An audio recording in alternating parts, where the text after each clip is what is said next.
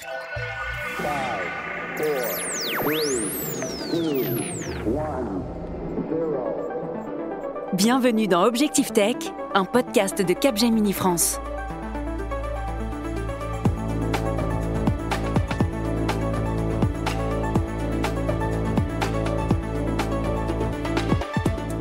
Bonjour et bienvenue en direct du studio 147 pour un nouvel épisode d'Écoutons le futur, une émission du podcast Objectif Tech produite par Capgemini qui permet de mieux comprendre l'impact des technologies et de s'orienter dans un monde qui accélère et se transforme. Autrefois synonyme de rêve et de modernité, l'avion est désormais décrié pour sa contribution aux émissions mondiales de CO2. Et pourtant, le nombre de passagers s'envole. Ils étaient plus de 5 milliards en 2024 et pourraient être jusqu'à 9 milliards dans 20 ans. Pour tenter de répondre aux enjeux climatiques, plusieurs solutions émergent. Hydrogène, biocarburant durable ou SAF, électrification ou encore le recours à l'IA pour optimiser les plans de vol. Aujourd'hui, à la croisée des chemins, l'aviation doit se réinventer. Le sujet de sa décarbonation pourrait être celui qui poussera l'innovation le prochain quart de siècle. Alors, peut-on imaginer une aviation qui concilie mobilité, innovation et responsabilité? Un nouvel âge d'or, cette fois-ci décarboné. Avec nous aujourd'hui en plateau, 4 experts du sujet pour explorer le champ des possibles et nous aider à décrypter ce qui se joue en ce moment. Bonjour à nos 3 invités. Jean-Christophe Lambert, CEO d'Ascendance. Vous travaillez notamment sur le développement d'avions hybrides électriques. Également à vos côtés, François-Xavier Chopin, adjoint au sous-directeur du développement durable à la direction du transport aérien de la DGAC. Et puis Baptiste Voilequin, vous êtes directeur des affaires R&D, espace et environnement au groupement des industries françaises aéronautiques et spatiales, le GIFAS donc. Et puis notre chroniqueur maison pour Capgemini, Sébastien Kahn, nous rejoindra également en cours d'émission. Bienvenue à vous. Écoutons le futur, une émission présentée par Valère Coréard. Alors, le secteur aérien n'y échappe pas, hein, le fameux objectif qui concerne quasiment tout le monde, la neutralité carbone pour 2050. Le secteur devrait réduire ses émissions de 50 à 65% via notamment l'utilisation des SAF pour Sustainable Aviation Fuels, les technologies comme l'électrification des aéronefs et puis pour 12 à 18%, on parle de l'hydrogène. François-Xavier Chopin, je le rappelle, vous êtes adjoint sous-directeur du développement durable à la direction du transport aérien de la DGAC. Ce sont bien ça les 3 principaux leviers pour décarboner l'aviation. Expliquez-nous. Alors, la décarbonation n'est pas une option, elle est nécessaire pour la lutte contre le changement climatique et c'est particulièrement vrai pour un secteur comme l'aérien qui est difficile à décarboner. Alors comme vous l'annoncez, plusieurs leviers sont mobilisables. Il y a tout d'abord l'amélioration de l'efficacité énergétique portée par l'innovation que soutient la DGAC via les grandes entreprises, un soutien et puis un tissu de PME. Et ce qu'il faut noter, c'est que les nouvelles générations d'aéronefs sont bien moins gourmandes en kérosène que les précédentes. Le deuxième levier, ce sont les progrès opérationnels, avec par exemple les procédures d'approche en descente continue, et c'est par exemple le cas à Orly depuis le mois dernier, et ce qui permet aussi d'économiser du carburant. Le troisième levier qui est crucial concerne en fait la décarbonation de l'énergie avec les biocarburants d'aviation, les SAF que vous avez annoncés. Alors là, on parle surtout d'avions, mais je le signale, il y a aussi au sol, tout un ensemble d'usages qui font l'objet d'opérations de décarbonation. Puis je me permettrai de dire qu'il y a aussi un autre levier qui est moins populaire pour le secteur aérien, car à la différence des 3 premiers, il n'est pas adossé à la notion de progrès technique, mais plutôt à celle de régulation.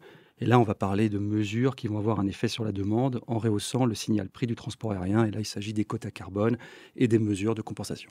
Baptiste Voilequin, vous êtes directeur des affaires R&D, espace et environnement au GIFAS. La feuille de route de décarbonation du secteur aérien, publiée notamment en février 2023, mentionne aussi un 4e pilier. Donc. Oui, tout à fait. Et permettez-moi de revenir évidemment de manière complémentaire à ce qui vient d'être dit, puisque cette feuille de route a été écrite à travers une consultation État-industrie. Donc, le GIFAS a travaillé également avec la FNAM, la Fédération des compagnies aériennes, l'UAF, la Fédération des aéroports, mais également l'UFIPEM, la Fédération des énergéticiens, pour être sûr de bien couvrir l'ensemble des leviers dans cette étude et dans ce travail de feuille de route dans le cadre de l'article 301 la loi résilience et climat.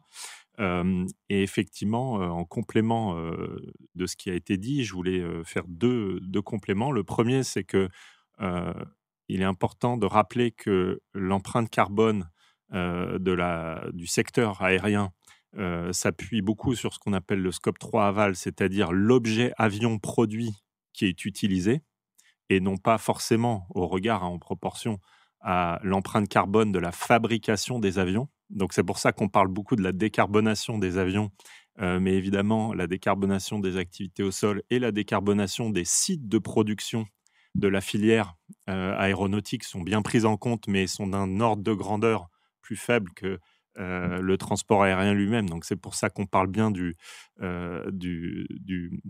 la décarbonation du transport aérien et donc des avions qui volent.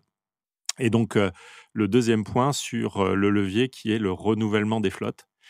Chaque génération d'avions, historiquement, a une efficience énergétique de l'ordre de 15% meilleure par rapport de mieux que la génération précédente. Donc, quand on renouvelle une flotte en s'appuyant sur les dernières générations d'appareils, donc typiquement la génération avec une motorisation LEAP de Safran, et globalement, on fait ce gain d'environ 15%. Et c'est un effort majeur, puisque ça représente aussi évidemment un investissement pour les compagnies aériennes d'activer ce levier. Une génération, c'est combien d'années ? Alors une génération dans l'aéronautique, l'ordre de grandeur, c'est 10 à 15 ans. Et c'est pour ça que cette empreinte-là, elle se travaille dans la durée et sur un investissement.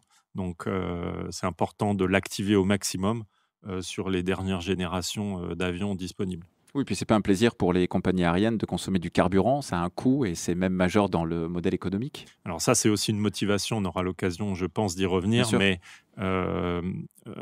clairement, on peut prendre un pas de recul là-dessus, c'est que vous pouvez être certain que c'est la physique qui nous le dit, un avion est très efficient. Un avion non efficient ne décolle pas.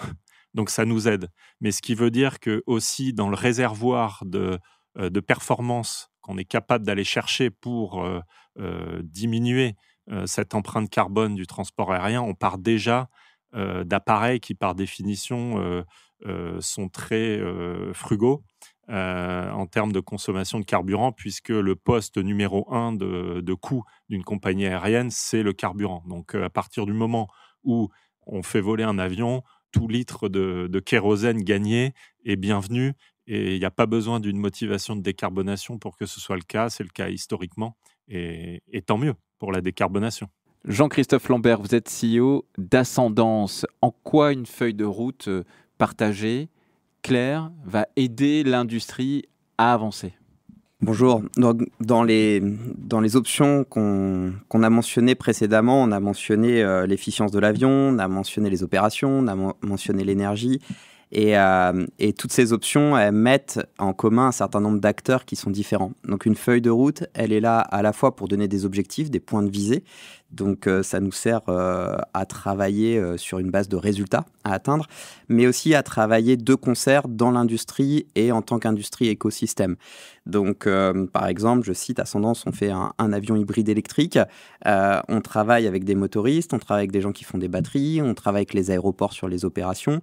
Et donc partager cette feuille de route nous permet dès maintenant de travailler sur les mêmes objectifs et d'être sûr que si on met un avion électrique dans un aéroport, il va avoir des bornes de recharge, peut-être avec de l'énergie solaire parce qu'on parlait des opérations et autres. Donc cette feuille de route, elle est clé pour prendre au plus tôt les bonnes décisions et décider du bon chemin, mais surtout se coordonner en tant qu'industrie.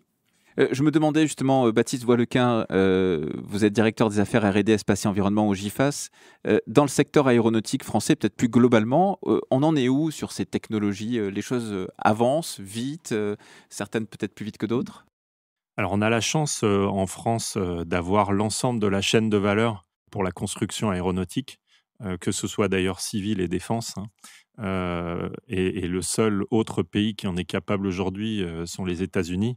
Donc c'est bien aussi de le rappeler, cette position de leadership et qui permet aussi de faire. Ça positionne aujourd'hui la France sur une situation, une position plutôt de leadership avec, je vais citer ici, le CORAC, donc le Conseil pour la recherche de l'aviation civile, qui est animé en concertation État-industrie avec la DGAC et les autres parties prenantes de l'État et le GIFAS pour la filière. Et ça permet justement de décliner notamment on appelle ça un master plan pour ne pas être redondant avec la feuille de route, mais on dirait une sous-feuille de route technologique qui vient répondre aux leviers technologiques de cette feuille de route de décarbonation.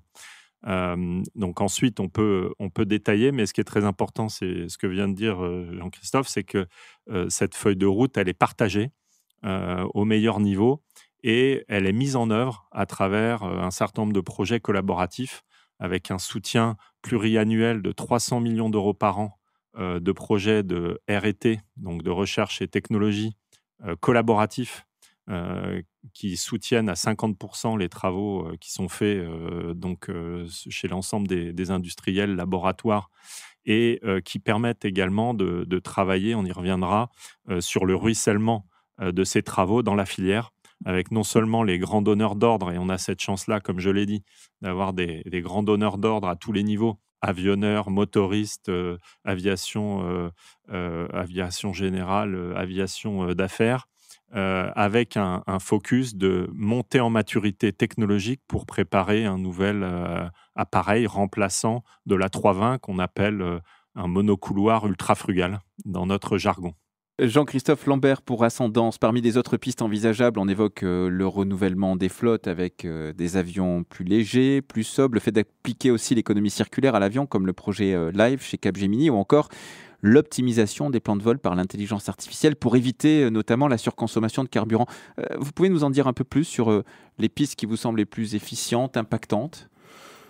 Alors, quelques chiffres selon les analyses de cycle de vie. Donc, on mesure l'impact environnemental qu'a un avion. Je crois que c'est entre 80 et 95% de son opération. Donc, quand on revient à son opération, on revient forcément à l'efficience énergétique et on revient à la consommation de fuel.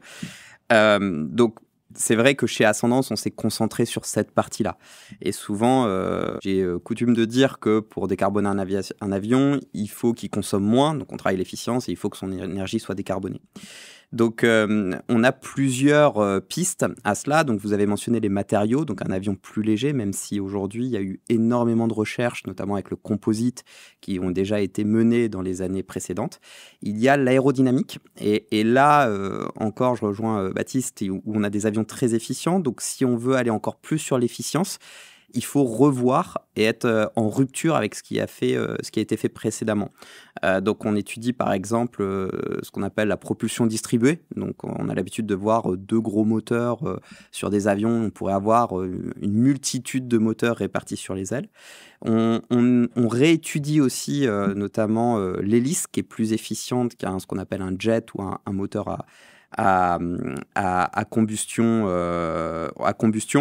Et puis, il y a des nouvelles formes énergétiques et de systèmes, notamment l'hybridation, qui permet d'avoir, ou des avions beaucoup plus électriques, qui permet d'avoir une répartition de l'énergie entre l'énergie électrique et l'énergie thermique, qui amène à des avions beaucoup plus frugaux et efficients. Voilà, donc c'est un ensemble de pistes qui sont travaillées actuellement, notamment à travers le CORAC, comme l'a mentionné Baptiste, mais aussi par un certain nombre de startups. Personnellement, je représente dans le cadre du GIFAS Starter, qui représente 90 startups dans l'aviation, dans l'espace et dans la défense. Et de nombreuses startups de l'aviation travaillent sur tout ce qui est décarbonation, sur ces multitudes d'options que je viens de vous lister. François-Xavier Chauffepin, adjoint au sous-directeur du développement durable à la direction du transport aérien de la DGAC. À court terme, c'est l'utilisation de SAF qui pourrait faire baisser l'impact carbone le temps que de nouveaux avions, alors électriques ou hybrides, arrivent ? Alors, comme vous l'indiquez, effectivement, en attendant les avancées technologiques et surtout les ruptures technologiques qui par essence sont beaucoup plus difficiles à anticiper, notamment pour les questions de stockage d'énergie, à court terme, moyen terme, ce sont les SAF qui sont le levier techniquement le plus avancé pour décarboner l'aviation. Alors, ces carburants doivent répondre à des caractéristiques. Évidemment, il faut qu'ils assurent un niveau de sécurité optimal et puis ils doivent aussi être miscibles avec le kérosène conventionnel. Alors, on a différents types de SAF. On a les biocarburants qui sont obtenus à partir de la biomasse, d'origine végétale, animale ou issue de déchets, avec toujours une règle, c'est qu'ils ne doivent pas être destinés à l'alimentation pour éviter des questions de conflit d'usage. Et puis la deuxième grande famille, c'est les carburants de synthèse ou les e-fuels, qui sont obtenus à partir d'hydrogène ou de CO2. Et effectivement, ça a déjà été évoqué tout à l'heure par rapport à la question de cycle de vie. Les SAF émettent de 65 jusqu'à 90% moins de CO2 que le kérosène conventionnel. Et comme vous l'annonciez, effectivement, il y a un enjeu crucial, c'est la mise à l'échelle pour soutenir la demande et réduire les coûts. Aujourd'hui, on sait que les biocarburants sont plus chers que le kérosène fossile. Donc, il faut qu'il y ait des décisions d'investissement qui soient prises à très court terme pour respecter les obligations européennes. Et c'est particulièrement vrai pour les carburants de synthèse, qui sont un relais absolument indispensable compte tenu de la pression à venir sur la biomasse. Donc, pour l'heure, la priorité, elle est au dérisquage des projets et construire une filière compétitive de SAF. Oui, parce que François-Xavier, il faut le rappeler, il n'y a pas seulement la capacité technologique, le savoir-faire, il y a aussi un enjeu sur la confiance à l'investissement, notamment de la part des énergéticiens. Vous pouvez nous parler des mandats Refuel UE, un peu technique, mais on a besoin de cet éclairage. Alors, Refuel, c'est un règlement européen, donc je ne vais pas vous le lire. Merci. Alors, ce qu'il faut bien retenir, c'est que Refuel, c'est d'abord, et c'est le plus important à mon avis, c'est la mise en place de mandats d'incorporation de SAF pendant 25 ans, c'est-à-dire de 2025 à 2050.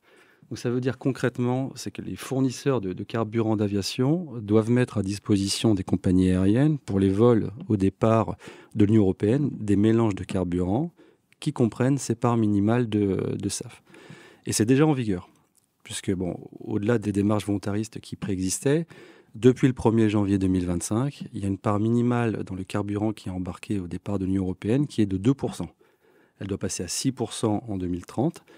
Elle pour atteindre 70% en 2050. Et cette part comprend également un sous-mandat qui concerne les carburants synthétiques avec 1,2% dès 2030 et 35% en 2050. Et en fait, avec Refuel, on va garantir la demande, ce qui permet de donner de la visibilité aux investisseurs. Alors, sachant qu'évidemment, il y a une difficulté importante qui réside dans le fait que les premières unités de production qui sortiront seront par essence moins compétitifs que les générations suivantes. Alors, côté porteur de projet, il y a un intérêt, c'est qu'il faut mobiliser des instruments qui vont permettre d'accéder à l'énergie en limitant les risques liés aux fluctuations des prix. Alors, il y a différents types de contrats à prix fixe ou révisables ou ajustables selon les fluctuations du marché.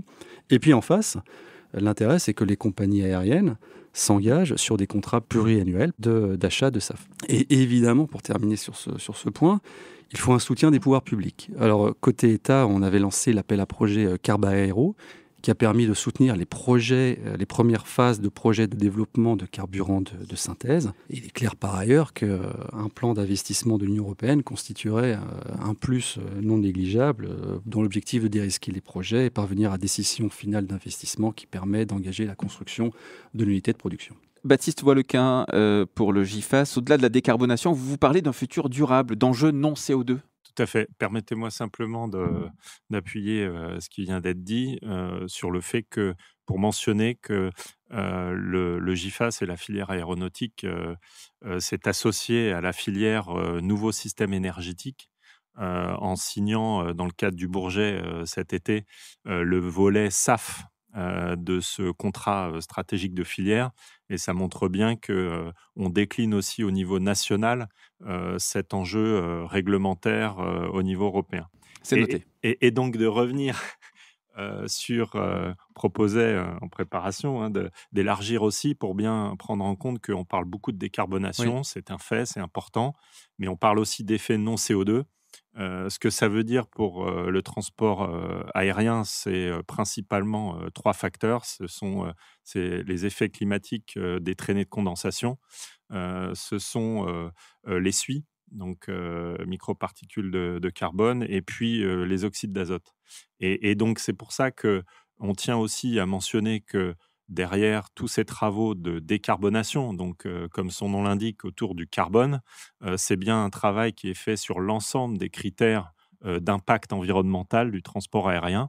Ceux que je représente ici, la construction aéronautique, prend bien en compte l'ensemble de ces facteurs sur les plans de développement. Jean-Christophe Lambert, CEO d'Ascendance. Là, on a beaucoup parlé de technologie, de rupture pour régler ce problème à la fois d'émissions de gaz à effet de serre et aussi d'impact écologique de manière plus globale. Certaines voies proposent de contraindre les voyageurs, d'aller plus loin et d'imaginer il faut peut-être moins prendre l'avion finalement. C'est un peu le message. Alors, il y a plusieurs facteurs. Effectivement, dans l'industrie, on travaille à réduire déjà la partie de l'avion. Ensuite, il y a eu un certain nombre de débats sur notamment les vols low cost qui sont très fortement subventionnés. Puis on avait mentionné en début d'émission aussi un facteur de taxe sur l'aspect carbone.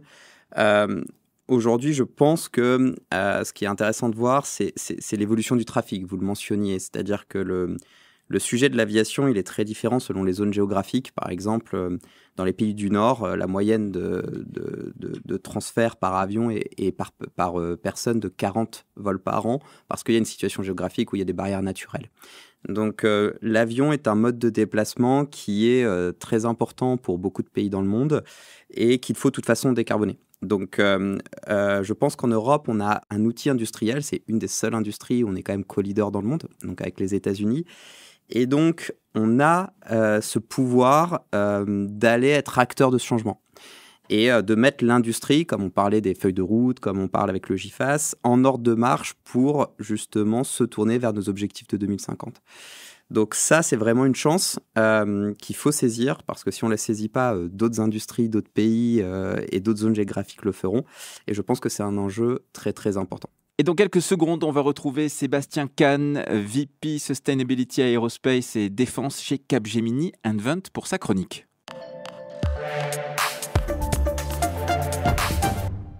Bonjour Sébastien Kahn, on vous retrouve par liaison. Vous êtes VP Sustainability Aerospace and Defense chez Capgemini Invent. Plusieurs projets de production de SAF sont en cours ou annoncés. Alors, quelles technologies permettent de les produire ? Bonjour. En 2050, les SAF vont représenter 50 à 65% du potentiel de décarbonation de l'aviation civile, d'où le besoin massif d'accélération des projets de production, effectivement. Il y a deux types de production de SAF, les bio-SAF et les e-SAF. Les bio-SAF utilisent du carbone qui est issu de matière organique, donc les plantes, les huiles, les graisses animales. C'est une technologie extrêmement mature, mais avec un problème de passage à l'échelle, puisque limitée par la disponibilité des matières premières et la structuration de la supply chain. Okay. Les e-SAF, de l'autre côté, reposent sur du carbone qui est capté dans des fumées industrielles, donc combiné à de l'hydrogène produit par électrolyse de l'eau, puis synthétisé en e-kérosène. C'est très prometteur sur le plan environnemental si l'hydrogène est bas carbone. Ça reste néanmoins moins mature que les technologies de production de bio-SAF, mais avec de nombreux projets en cours, ça devrait permettre de sécuriser le déploiement progressif à grande échelle, qui va nécessiter des infrastructures hydrogène un petit peu solides. Donc aujourd'hui, plus de barrières technologiques. Le défi est vraiment d'accélérer le déploiement industriel de ces solutions. Et alors, comment favoriser l'accélération du déploiement de cette filière SAF au niveau mondial ? Alors, aujourd'hui, les deux barrières majeures sont les barrières financières et réglementaires. Donc, sur le plan financier, le principal frein, c'est le coût de production, puisqu'on est 2 à 5 fois supérieur au coût de production d'un kérosène classique, avec des coûts d'exploitation, notamment pour les bio-SAF, qui restent volatiles. Donc, les compagnies aériennes sont face à un dilemme, soit sécuriser des contrats d'approvisionnement long terme, plus chers aujourd'hui, mais nécessaires pour planifier la décarbonation, ou attendre des prix plus bas, au risque de freiner les investissements dans la filière. Une solution pourrait être l'agrégation des contrats, qui permet de donner de la visibilité aux développeurs de projets, tout en garantissant le meilleur prix de marché aux compagnies. Côté réglementaire, ensuite, l'aviation subit des politiques nationales ou régionales qui diffèrent, ça crée des incohérences. Comment garantir, par exemple, la décarbonation d'un vol aller-retour si le pays de destination ne produit pas et n'importe pas de SAF ? Ou comment assurer un bon bilan carbone si le SAF est produit aux États-Unis, mais avec des matières premières venues de Chine, puis vendues en Europe ? Pour répondre à ces enjeux, des systèmes de book and claim permettent de dissocier le flux physique du SAF de son attribut carbone.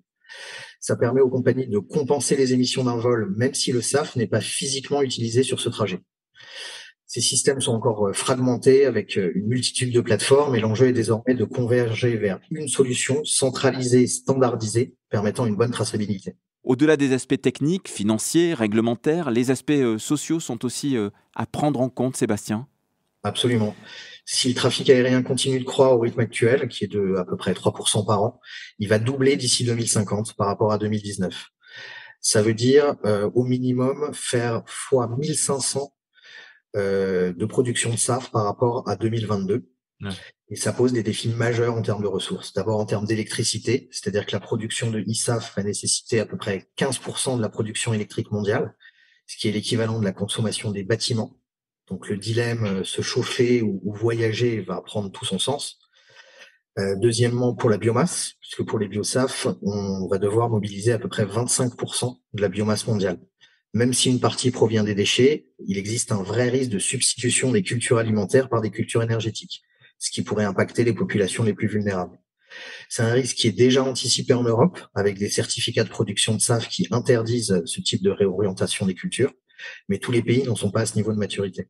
Merci Sébastien Kahn pour cette intervention. Par liaison, vous êtes VP Sustainability Aerospace et Défense chez Capgemini Invent.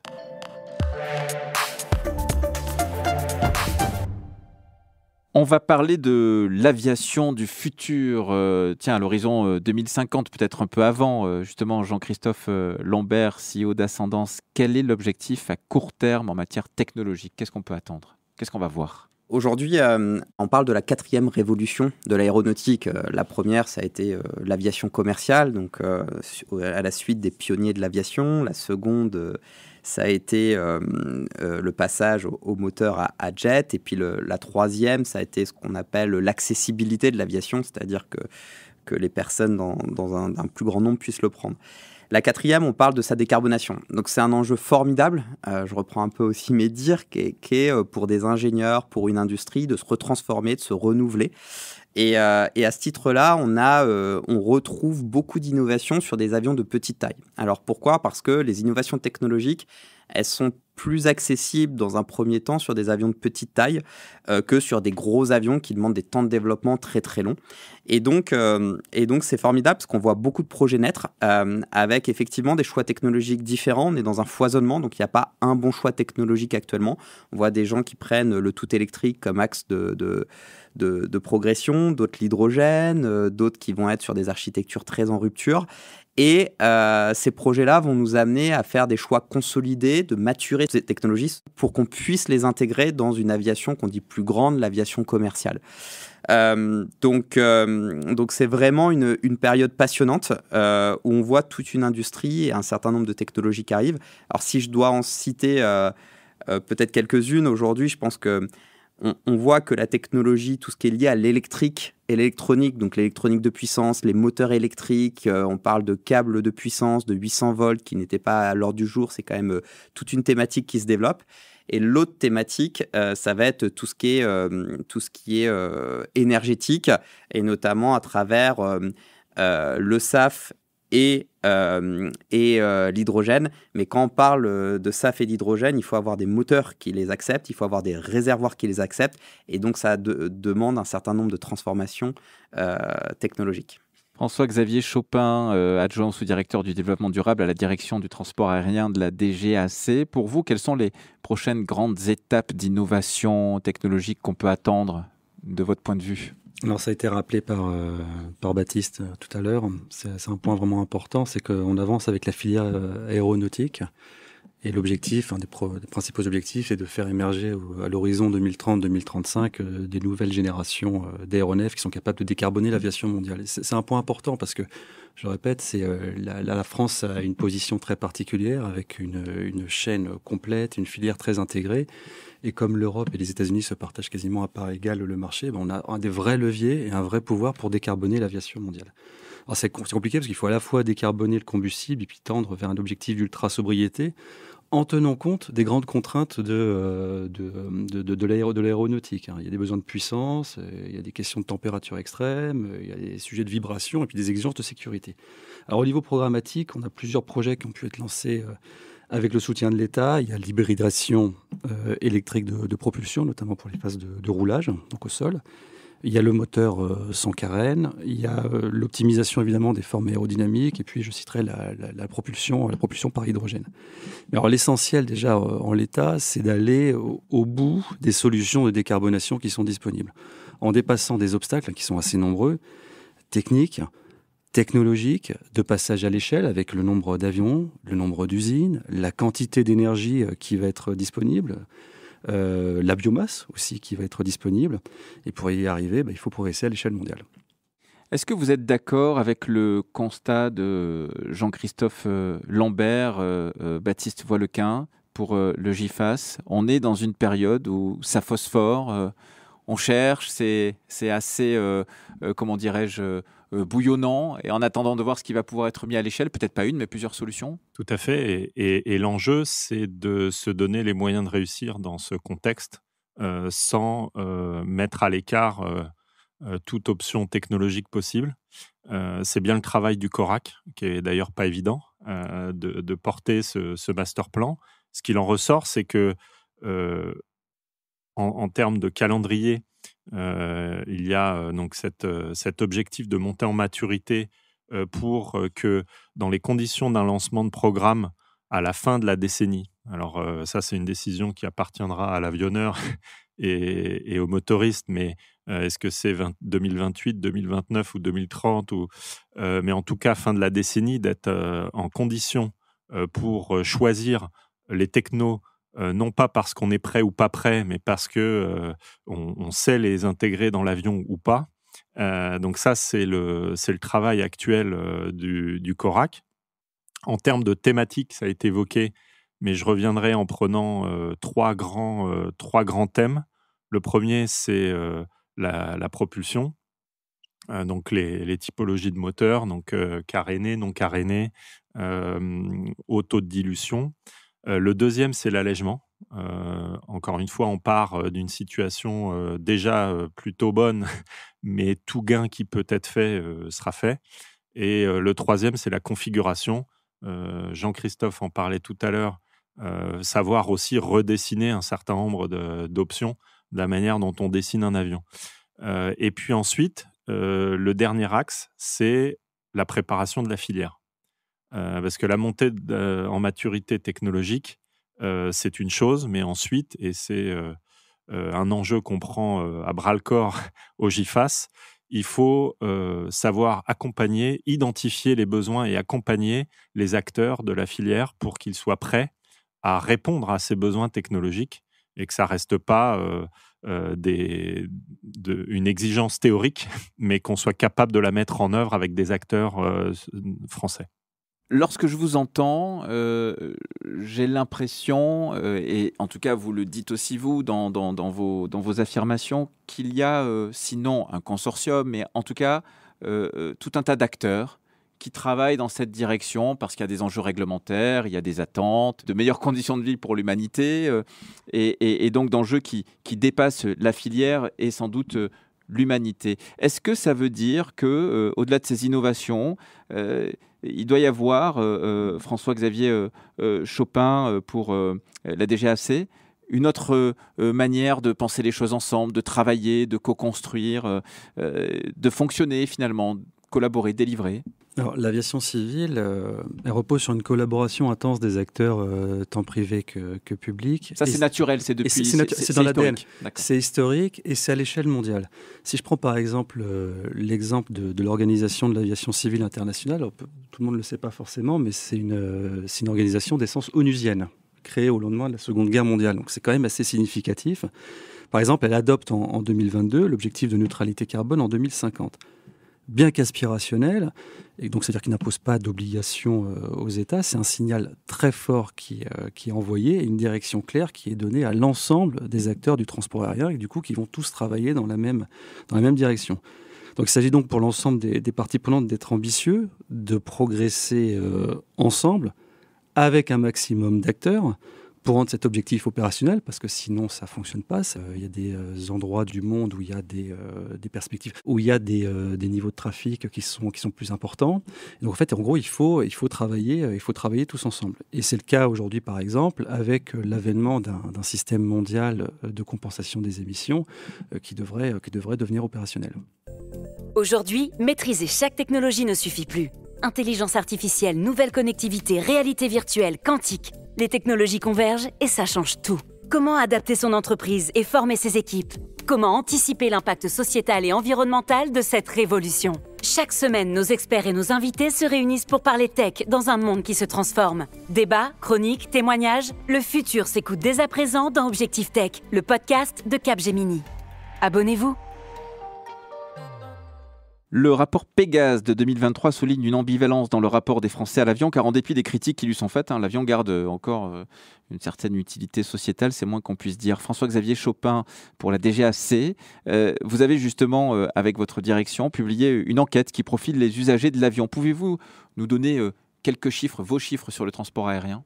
Alors, l'objectif de cette étude est d'observer les caractéristiques des déplacements aériens et leurs évolutions dans les grands aéroports français.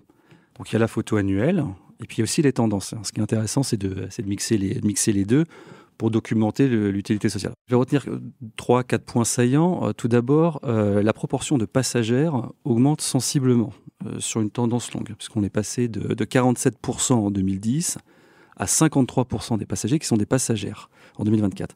Et la féminisation de la demande, elle se généralise pour tous les motifs, qu'ils soient affinitaires, touristiques et professionnels. Le deuxième élément qui est intéressant, c'est que la structure des motifs de voyage a aussi évolué. Ainsi, la proportion des déplacements pour des raisons professionnelles devient de plus en plus minoritaire. Elle perd 10 points en 15 ans. Alors, cette baisse des voyages d'affaires a plusieurs origines possibles. Alors, il y a du report modal, il y a eu récemment des mises en service de plusieurs lignes à grande vitesse. Il y a le développement de la visioconférence, qui est un héritage de la crise Covid.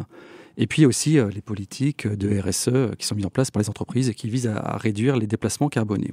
Et puis le dernier point saillant que je souhaiterais souligner, c'est qu'on voit que la part des catégories socio-professionnelles supérieures, les CSP+, elle diminue dans la part des voyageurs. Et ça, c'est un point intéressant à regarder, ce qui montre peut-être qu'il y a une corrélation peut-être avec le rééquilibrage des motifs de voyage, peut-être avec les voyages à vocation touristique, puisqu'on l'observe notamment lors des grands départs en juillet.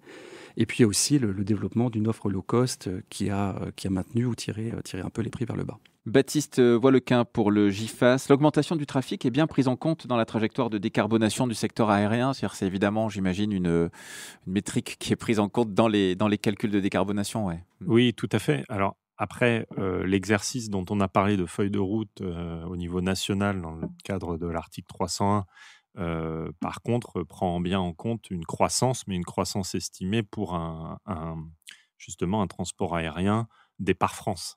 Et on l'a dit tout à l'heure, c'est pas sur la zone France métropole et sur la zone Europe, si j'étends un petit peu, qu'on attend les plus grandes progressions de l'utilisation du transport aérien. Le sujet du transport aérien, et j'y reviendrai peut-être plus tout à l'heure, et on l'a évoqué, c'est un sujet vraiment international et c'est les grands blocs, les grands continents comme l'Asie, comme l'Afrique qui sont amenés à croître dans les décennies à venir.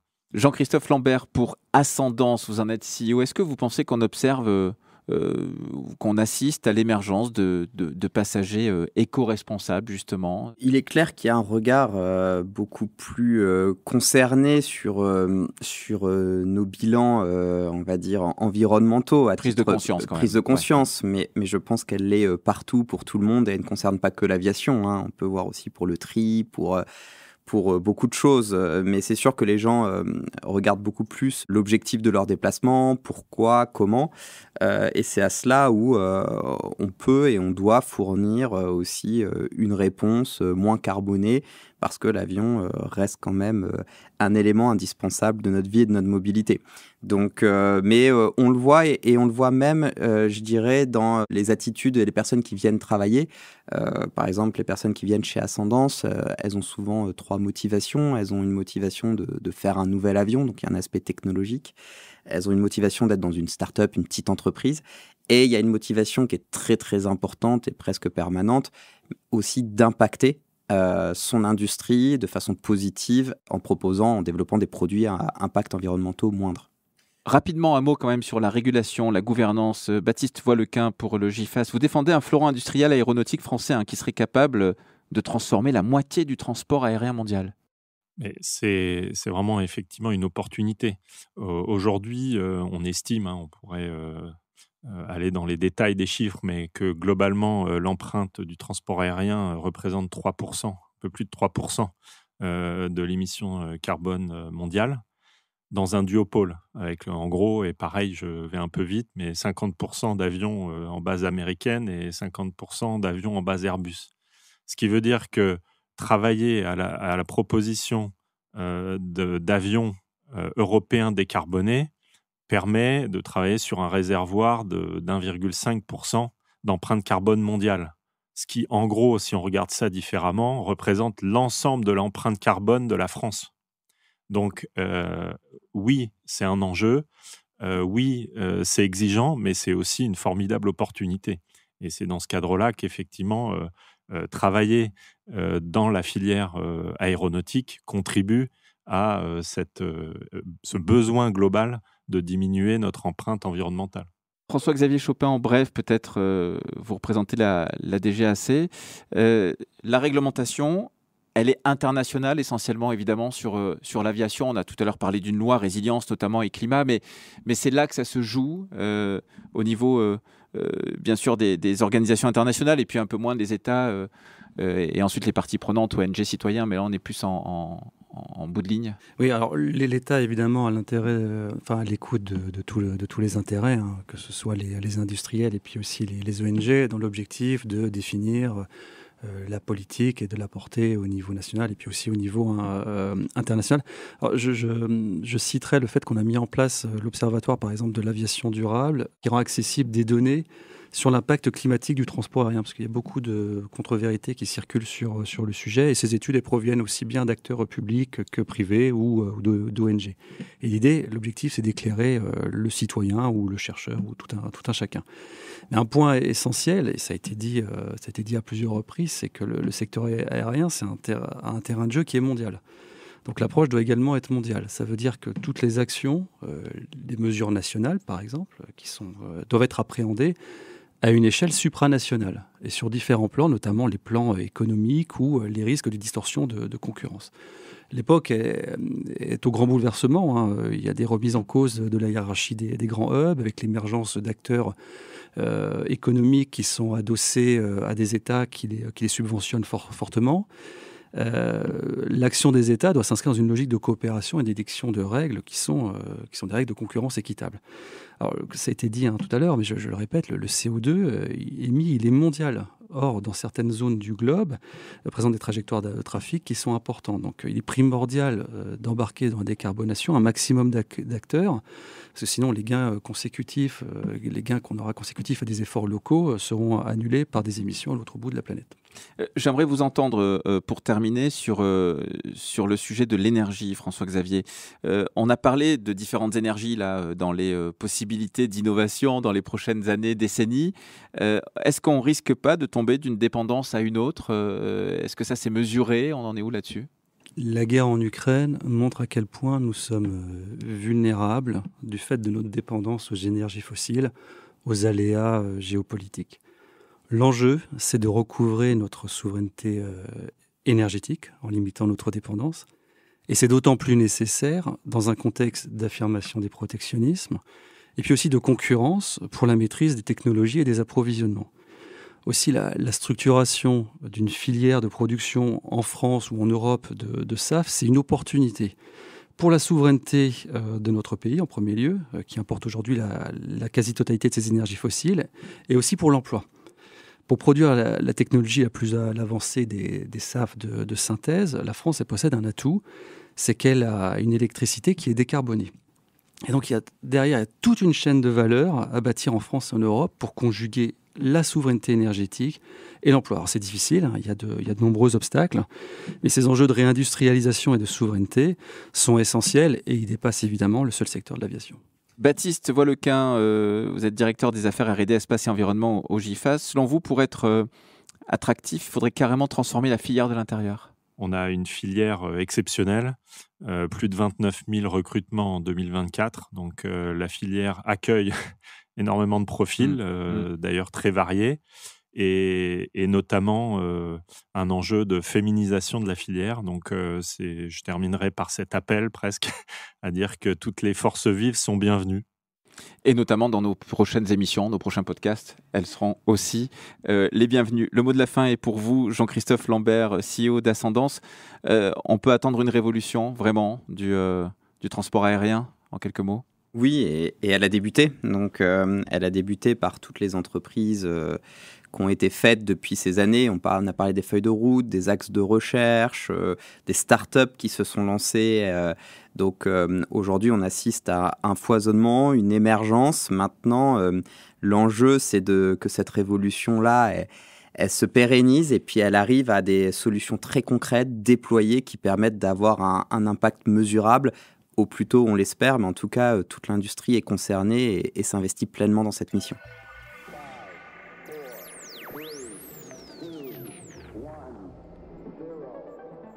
C'est la fin de cette discussion passionnante. Merci Baptiste Voilequin, directeur des affaires R&D espace et environnement au groupement des industries françaises aéronautiques et spatiales de GIFAS. Jean-Christophe Lambert, CEO d'Ascendance. Merci François-Xavier Chopin, adjoint sous-directeur du développement durable à la direction du transport aérien de la DGAC. Merci aussi à notre chroniqueur en liaison, Sébastien Kahn, en charge du développement durable pour le secteur aérospatial et défense chez Capgemini Invent. Alors si vous appréciez l'émission, pensez à vous abonner, laissez des étoiles aussi sur vos plateformes de streaming préférées et partagez cet épisode avec votre entourage. Nous n'avons probablement pas répondu à toutes les questions que vous vous posez, vous, les internautes, les auditeurs, mais on a pu pendant presque une heure débattre, définir ou encore rêver autour du futur.